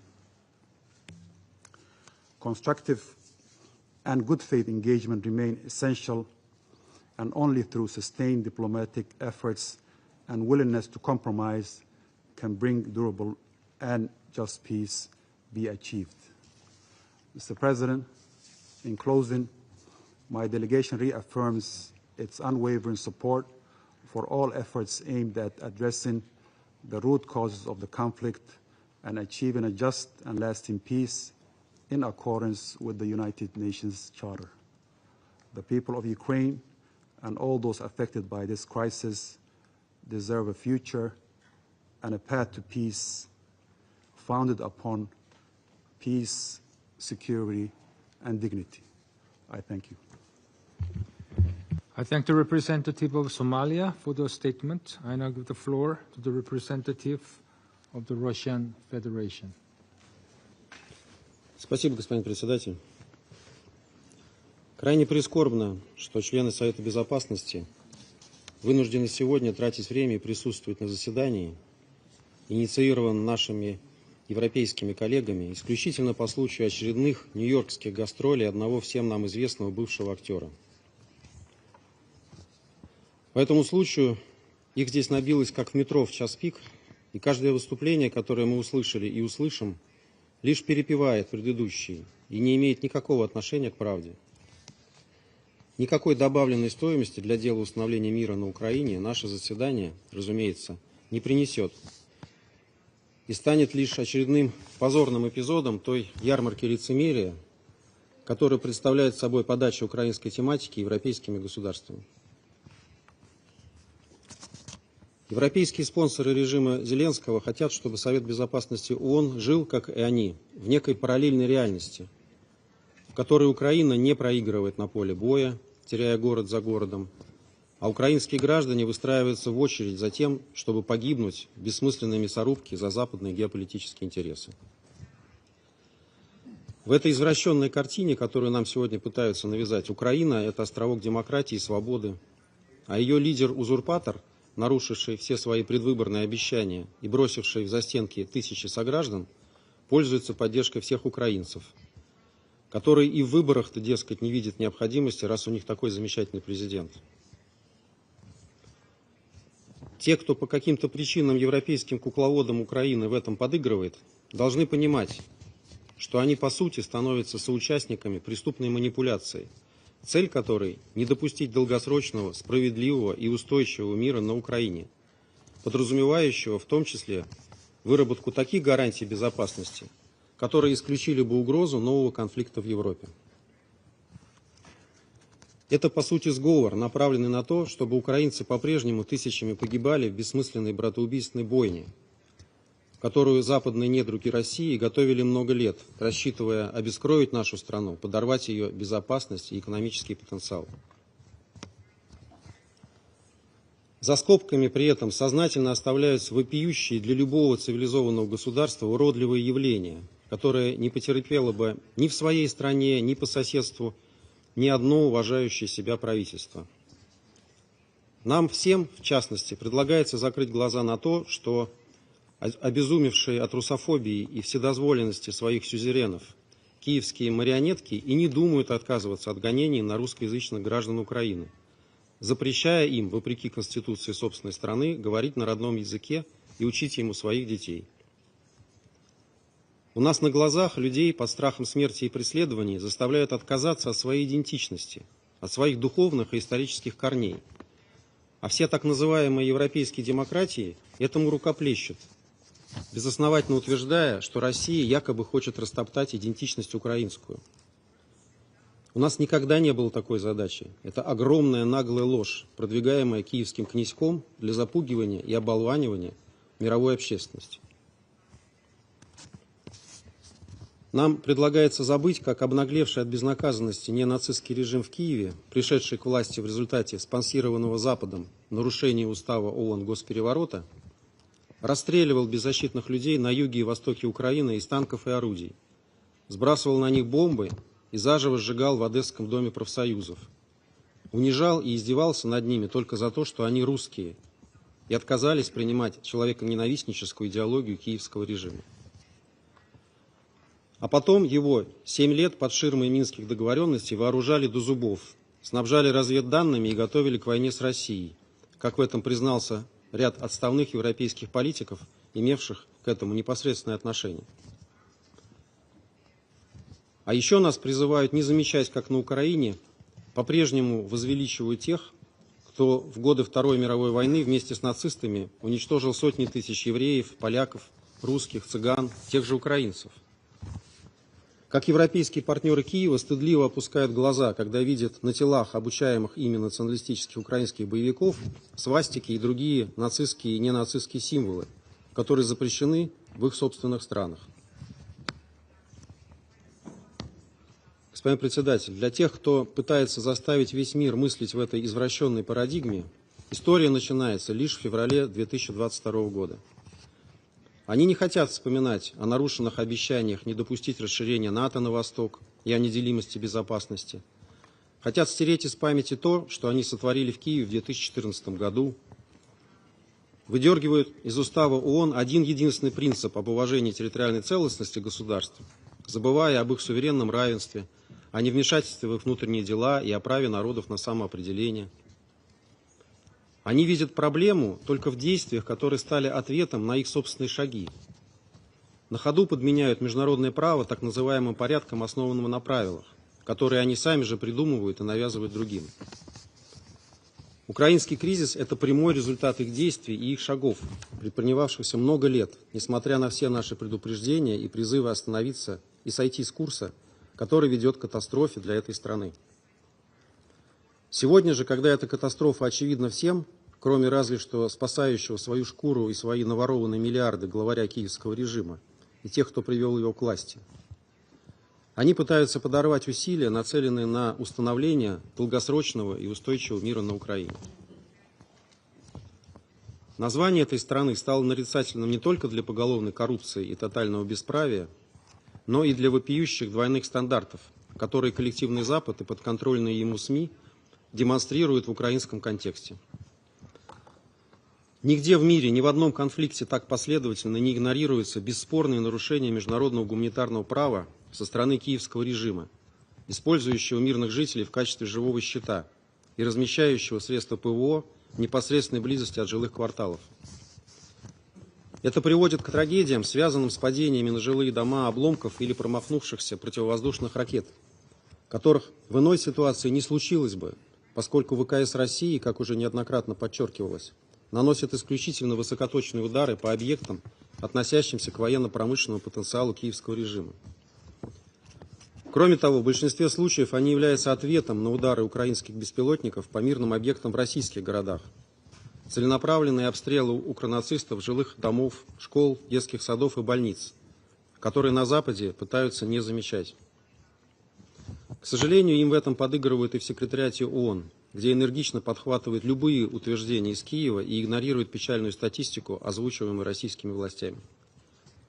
Видим в этом вопиющее нарушение статьи 100 Устава ООН, предписывающей сотрудникам Всемирной организации беспристрастность. Чести Антонио Гутеррешу и его подчиненным подобная линия не делает.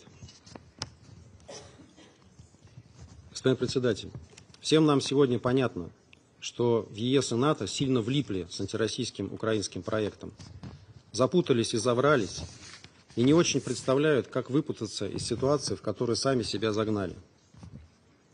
Раньше всех начали прозревать в Вашингтоне после прихода к власти новой американской администрации.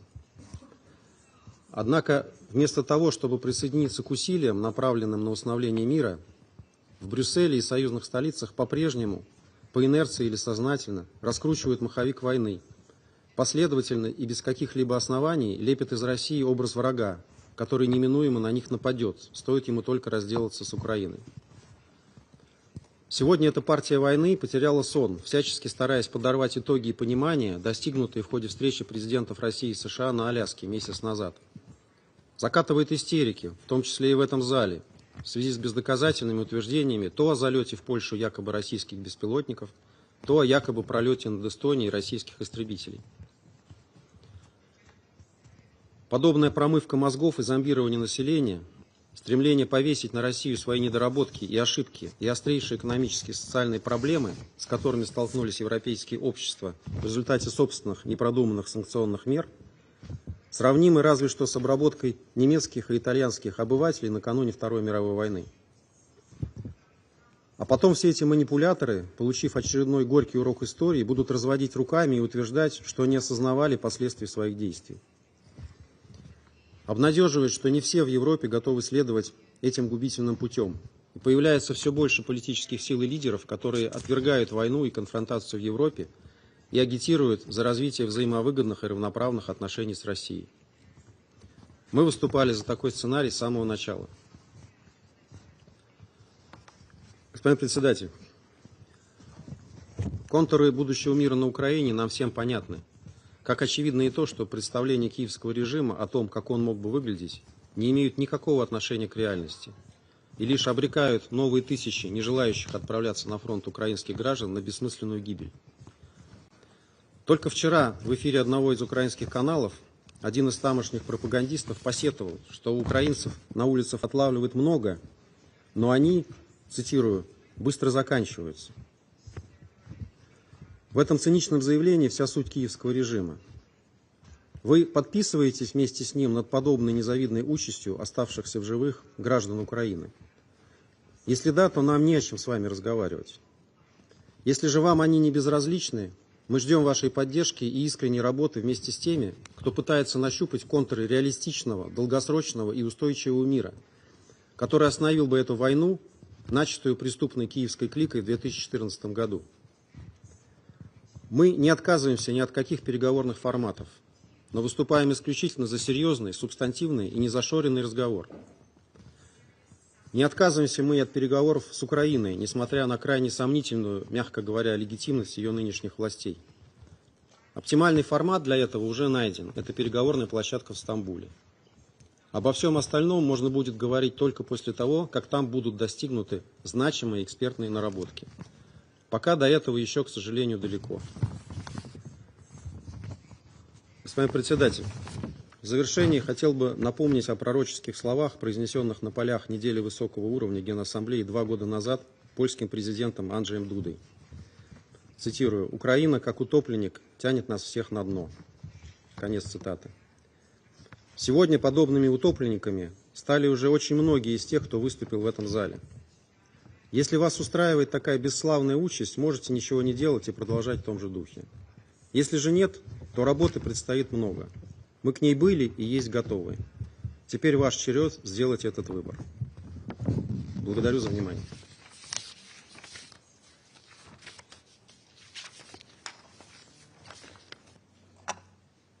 I thank the representative of the Russian Federation for the statement.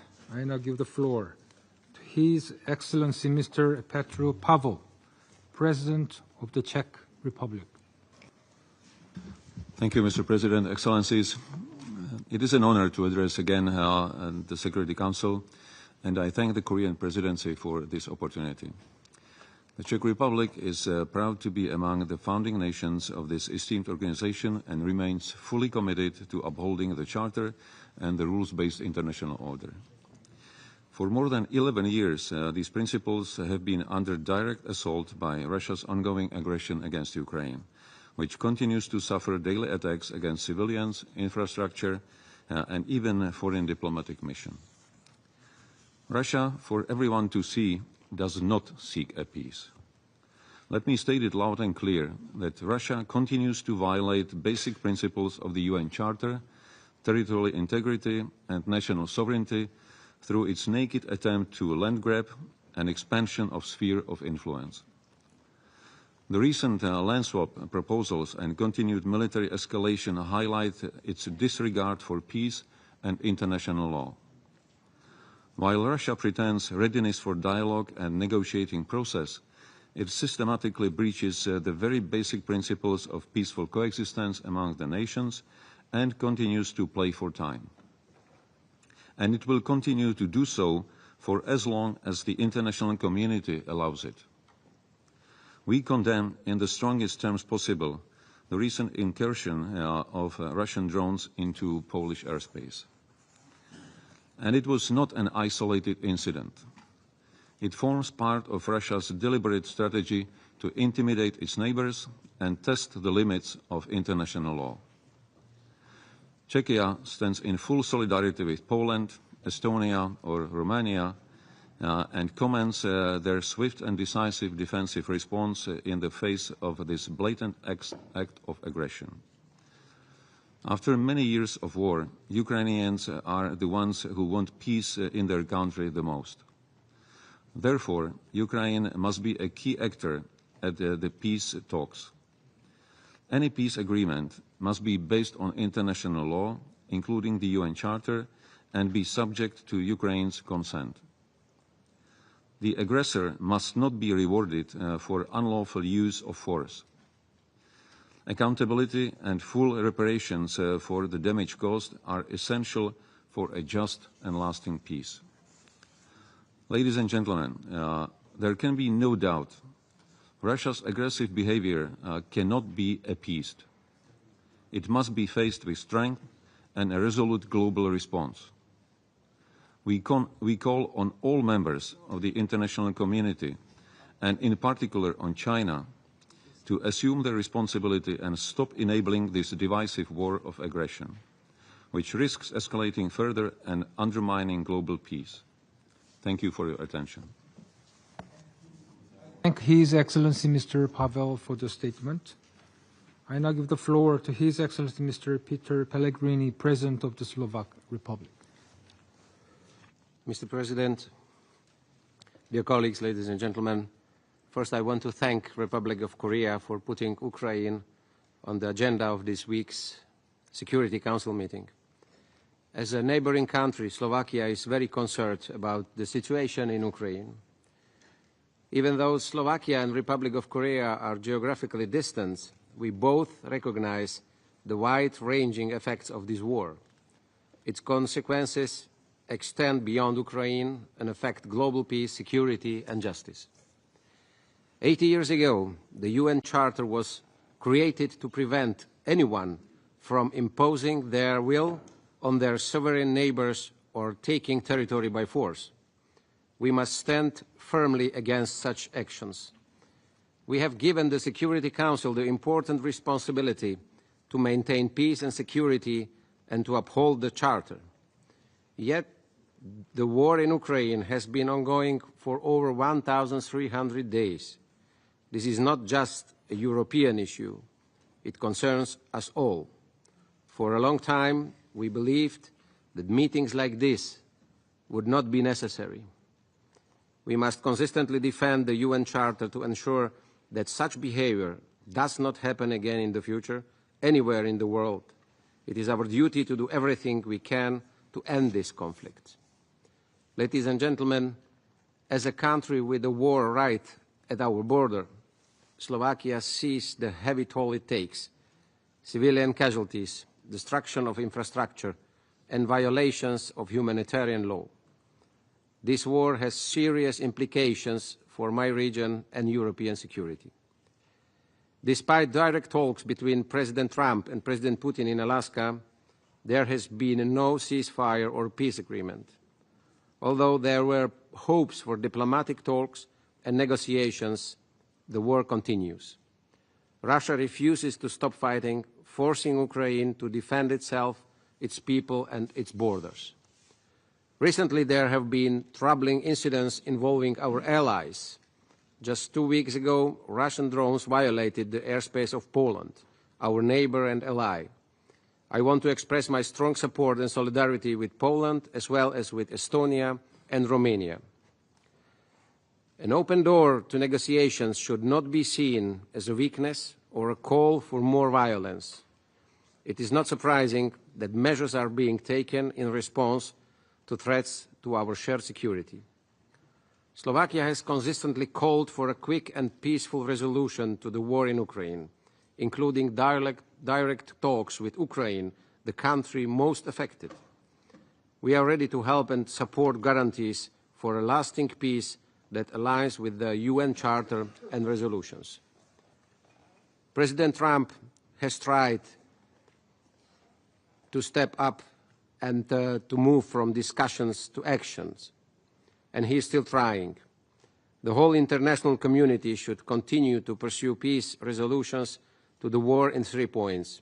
First, end of fighting. Second, mediated negotiations between Ukraine and Russia for a peace agreement. And 3, security guarantees for Ukraine, those that would sustain the cause of peace in Ukraine. Thank you very much. Thank you, His Excellency Mr. Pellegrini, for the statement. I now give the floor to His Excellency Mr. Alexander Stubb, President of the Republic of Finland. Thank you very much, Mr. President. I'm addressing the Security Council on behalf of the Nordic states, Sweden, Norway, Iceland, Denmark, and Finland. And I'm probably given the honor to do this because Finland shares a 1,340-kilometer border with Russia. Now, the Security Council has had Ukraine on its agenda for the last 11 years, with a few results on paper and even less on the ground. At the same time, it's quite clear that the General Assembly has overwhelmingly, on several occasions, condemned the aggression of Russia. The Council was entrusted with the primary responsibility to maintain international peace and security, and I think it's quite safe to say that we have failed in that. Ordinary Ukrainian civilians, and actually Russians as well, are paying a high price for this. Now, quite often I hear words that we need to eradicate the root cause of this war. The root cause is very simple. And the root cause is that Russia is not abiding by this, the UN Charter. It's really as simple as that. It is trying to violate the independence, the sovereignty, and the territorial integrity of Ukraine. Now, the UN Charter lays out the principles that underpin multilateralism. These principles, in my mind, are universal. Every country has taken a sovereign decision to uphold them when joining the UN. They are the minimum common rules at the core of the whole international system. We heard that in a speech from the Secretary General today, and we heard it from the President of the General Assembly. Now, the prohibition of the use of force, sovereign equality, and territorial integrity are fundamental to our coexistence. These rules are violated daily by the Russian Federation in Ukraine. Russia's war of aggression violates the very essence of who we are. It violates the very essence of the UN Charter. If we allow borders to be changed by the use of force, it will set a precedent with global implications. And I look around the room here today, I think most of us have had the experience throughout our history of war as a means of expansion. We've either been the victims thereof or we've been the aggressor. And I always felt that after 1945, we should have all learned our lesson.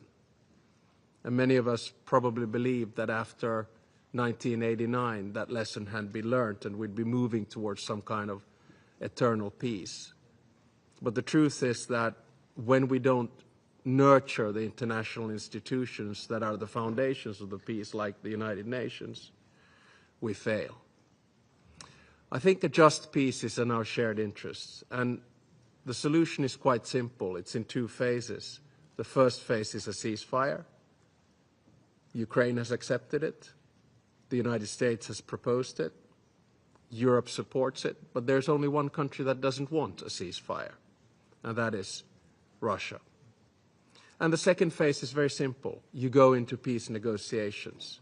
And peace negotiations can last a long time, but they are indeed the only way we can get out of this.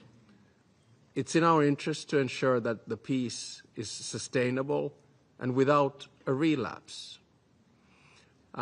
President Zelenskyy has repeatedly called for a ceasefire and high-level negotiations, and Moscow's response has been more missiles and drones. I think the message to my Russian colleagues around this table is it's time to talk about peace. There are too many people dying as a cause of this conflict. I personally think that today could be a game changer for many reasons. One of them was President Trump's post on Truth Social, which I didn't think left any space for interpretation. It was a clear message that it's time to end this war. And I think Secretary Rubio noted that President Trump is running out of patience. Now, of course, Russia is not operating alone, so we urge all states directly or indirectly supporting the invasion to stop. We live in an era with increasing geopolitical tension and hardening rhetoric in international relations. I think we need to be clear. Might does not make right. Borders cannot be moved by force. Kherson, Zaporizhzhia, Donetsk, Luhansk, Crimea, and Sevastopol are Ukrainian. Membership in this council comes with power, but it also comes with responsibility. Please use that power to stop the killing and pave the way for a just and lasting peace in Ukraine, for the sake of all of us. And let me finish by quoting my mentor, President Martti Ahtisaari, who was a big friend of the United Nations and received the Nobel Peace Prize in 2008. He said that what humans begin, they can also end. Please end this war. Thank you very much. I thank His Excellency Mr. Stubb for the statement. I now give the floor to His Excellency Mr. Alar Karis, President of the Republic of Estonia. President of the Security Council, Excellencies, I speak on behalf of Baltic states, Latvia, Lithuania, and my own country, Estonia. We thank the Presidency for convening us at this crucial moment for international peace and security. Russia's war of aggression against Ukraine constitutes one of the gravest breaches of international law and the UN Charter since its adoption 80 years ago. Despite repeated calls by the General Assembly to stop the aggression, Russia continues its brutal assault on the Ukrainian nation, which began with the illegal occupation of annexation of Crimea in 2014 and continued with a full-scale invasion of Ukraine in 2022. This is totally incompatible not only with the status and responsibilities of a permanent member of the Security Council, but also with those of any UN member state. The scale of human tragedy Russia has inflicted in Ukraine is unimaginable. Millions of homes have been destroyed and families torn apart. Tens of thousands of children have been abducted and deported to Russia, subjugated to so-called re-educational programs with their roots and identity are systematically erased. We continue to call on Russia to grant full access for the UN and independent monitors to the occupied territories, to the prisoner of war camps in Russia, and to the areas under occupation. Russia must return the deported children. Russia must release all civilian detainees. In response to the recent peace effort by the United States, Russia has only intensified its campaign of terror against Ukrainians. Russia has not held back even from targeting and damaging diplomatic facilities in clear violation of the Vienna Convention. The recent violations of Estonian, Polish and Romanian airspace by Russia are yet another escalation and a stark reminder that Russia's aggression threatens not only Ukraine, but the security of the entire region. On Monday, The Emergency Security Council meeting was convened to discuss the grave violation of Estonia's territorial integrity by Russian armed fighter jets. Allow me to thank all 50-plus countries who called out Russia's action as dangerous, reckless, and in violation of international law. President, Russia is not interested in peace and security, neither in Ukraine nor in Europe. In March 2025, President Zelenskyy agreed to a 30-day ceasefire proposal. That was 6 months ago. Russia, on the other hand, has shown no intention of agreeing to a ceasefire, let alone a lasting peace. Russia's objective remains unchanged: subjugation of all the Ukraine and the reshaping of European security order to satisfy Russia's own neocolonial and imperial ambitions.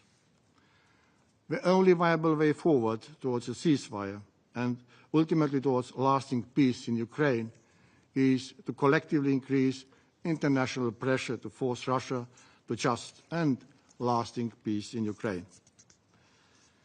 Ukrainians have courageously defended not only the country, but the core principles enshrined in UN Charter: sovereignty, independence, and territorial integrity. These principles are non-negotiable and cannot be compromised, as they form the very foundation of international law-based multilateral system. The Baltic states' message is clear. Russia and its leadership must be held accountable for the crime of aggression, for war crimes and crimes against humanity. There can be no lasting peace without accountability. Without accountability, there can be no justice. And without justice, there cannot be lasting peace. Estonia, Latvia and Lithuania will stand with Ukraine for as long as it takes. In accordance with Article 51 of the UN Charter, Ukraine has the inherent right to defend itself against Russia's armed aggression. Defending Ukraine's freedom means for us defending the sovereign equality of all member states, large and small, the core principles of which the United Nations was founded. We call on the Security Council to act. The cost of inaction is borne not only by Ukraine, but by the credibility of the international community as a whole. We urge all UN member states to increase pressure on Russia by strengthening sanctions or providing greater political, military and humanitarian support to Ukraine. Impunity, appeasement and further concessions would only embolden the aggressor and would lead to new crimes and escalation by Russia. Therefore, it remains our common duty to support Ukraine in its legitimate pursuit of comprehensive, just and lasting peace, a peace rooted firmly in international law. I thank you. I thank His Excellency Mr. Karas for the statement, and I give the floor to His Excellency Mr. Antonio Costa, President of the European Council. Mr. President, first of all, I would like to thank South Korea Presidency to convey this meeting. Ukraine is fighting for the very principles of the United Nations Charter: sovereignty, territorial integrity, the respect of the international recognized borders, the right to choose its own destiny. We cannot rewrite history. This war started with an unjustified and illegal attack by Russia. There is the only one root cause to this war: Russia's refusal to accept Ukraine's right to choose its own future. Peace in Ukraine is not just Ukraine's interest, is not just Europe's interest.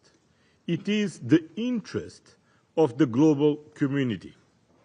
If we accept Russia's invasion of Ukraine, no country will ever be safe. The pursuit of peace must be the top priority of the global community. The European Union will continue to work to end this war of aggression and to support Ukraine in every way. A ceasefire, to which Ukraine has already agreed to, is the first step. And I call on Russia, a permanent member of this Security Council, to agree to come to the negotiation table, to stop the killings, to stop the destruction, to stop threatening the neighboring countries. I call on the international community to be actively engaged on peace efforts in full respect of the United Nations Charter.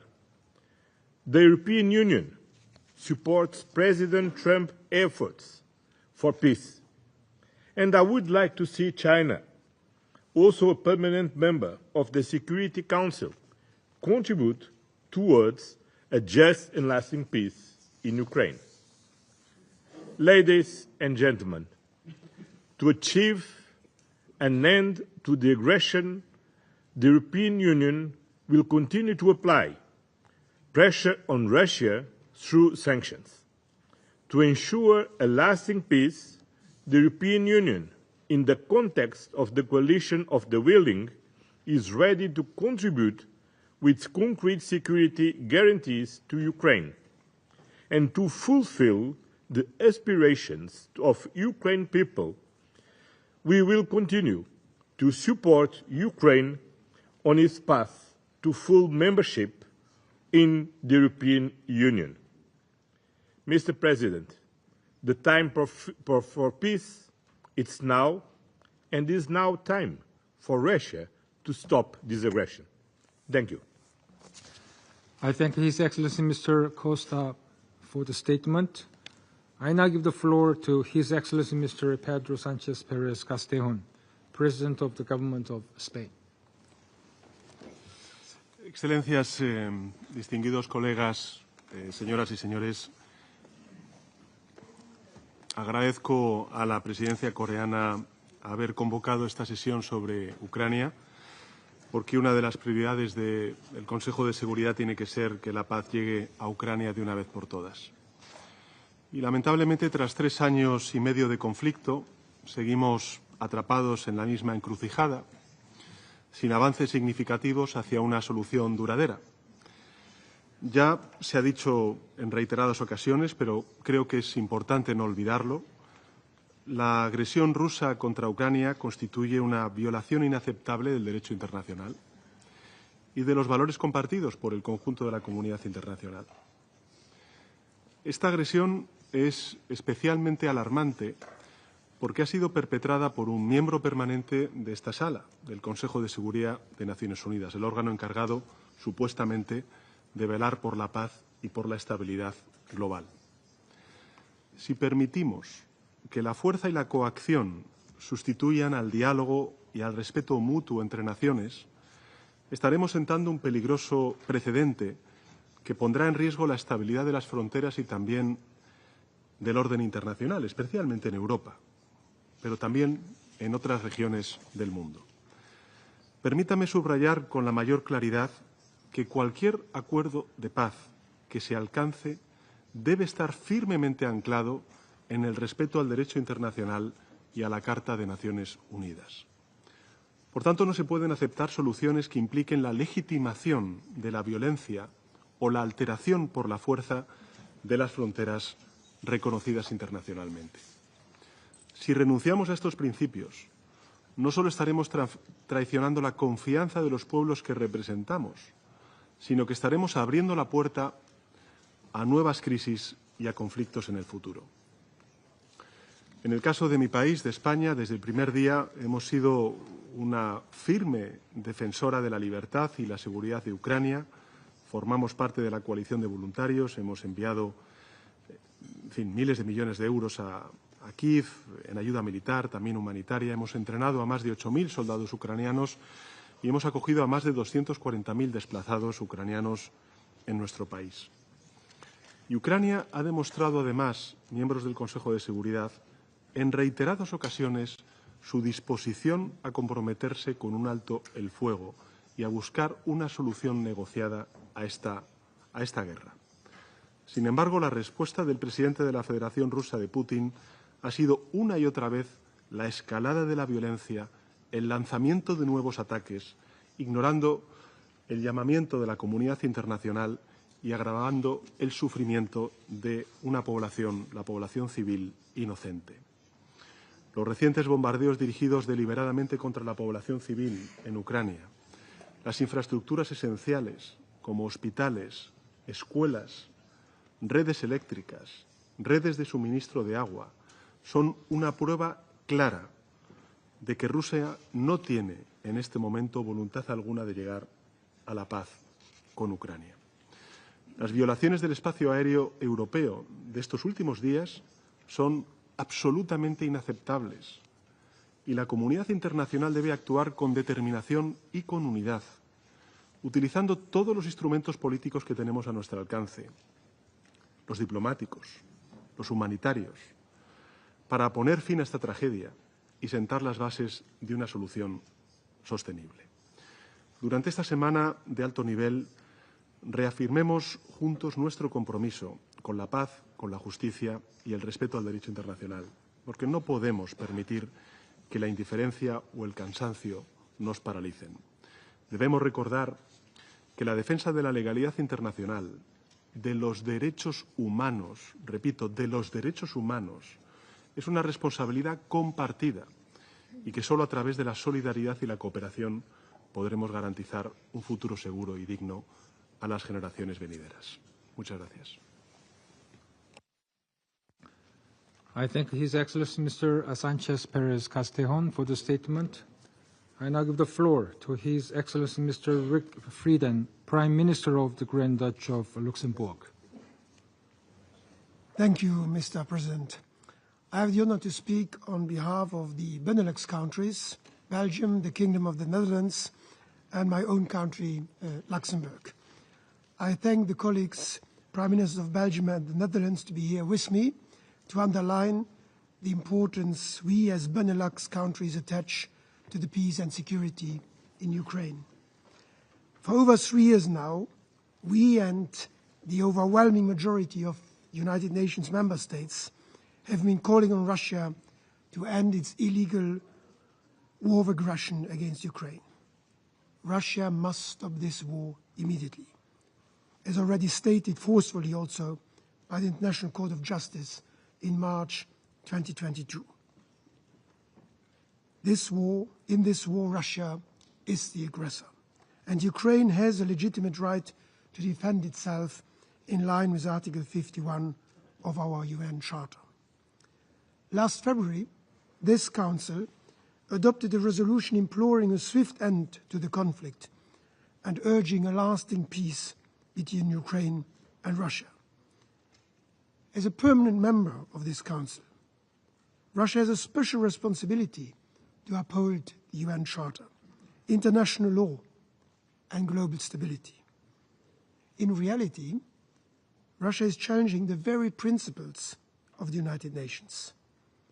Therefore, Russia's aggression not only undermines Ukraine's security and Europe's security as a whole, it affects the entire international community. Mr. President, for years, the people of Ukraine have bravely stood up against daily indiscriminate bombings and killings by Russia's armed forces. Countless civilians have died. Entire neighborhoods and cities have been destroyed. Thousands of Ukrainian children have been abducted. These kids must be brought back immediately. The Benelux countries reiterate their strongest possible condemnation of this war started by President Putin. Our message to Russia remains clear and simple. Stop attacking Ukraine and withdraw your troops. The Benelux countries underline their unwavering support for Ukraine. We remain steadfast in our support for comprehensive, just and lasting peace in Ukraine, in line with our Charter. Any peace must be just, not imposed, not partial, and not forgetting the victims and the suffering endured. There must be accountability for all the crimes committed. We welcome the peace efforts led by President Trump. Despite intense diplomacy by the United States, Ukraine, the European Union, and other partners, however, there are no signs that Russia's goal of subjugating Ukraine has changed. On the contrary, while Ukraine has repeatedly stated its readiness for an immediate ceasefire and for meaningful peace negotiations, Russia keeps targeting civilians and civilian infrastructure. Russia's reckless behavior was evident in the last 2 weeks when it repeatedly violated NATO airspace. These dangerous provocations, which are violating international law, demonstrate that if Russia's aggression remains unchecked, it is bound to repeat itself and expand. Mr. President, the relentless war of aggression waged by the Russian Federation has only strengthened our resolve. With our allies and partners, the Benelux countries will continue to pursue coordinated political, military, humanitarian and financial support to Ukraine in order to bolster its efforts to defend itself, rebuild the country and pursue a just peace. To our Ukrainian friends, we reiterate our unwavering commitment to Ukraine's sovereignty, independence and territorial integrity within its internationally recognized borders, and our full solidarity with the brave people of Ukraine in their fight for freedom. And to Russia, we say, it's time to stop this war, for peace, for your children and ours. Thank you. I thank His Excellency Mr. Frieden for the statement. And I give the floor to His Excellency Mr. Antonio Tajani, Deputy Prime Minister and Minister for Foreign Affairs and International Cooperation of the Republic of Italy. Thank you very much, Mr. President. The Italian goal is very clear: a just and lasting peace. Our priority is the respect of the international law. We stand, of course, with Ukraine, fighting to defend their freedom and sovereignty. This is a key priority at the United Nations, in the G7 and in the European Union. I want to make this point very clear. We are not at war with Russia. Our goal is to bring Russia to the negotiation table for a just peace.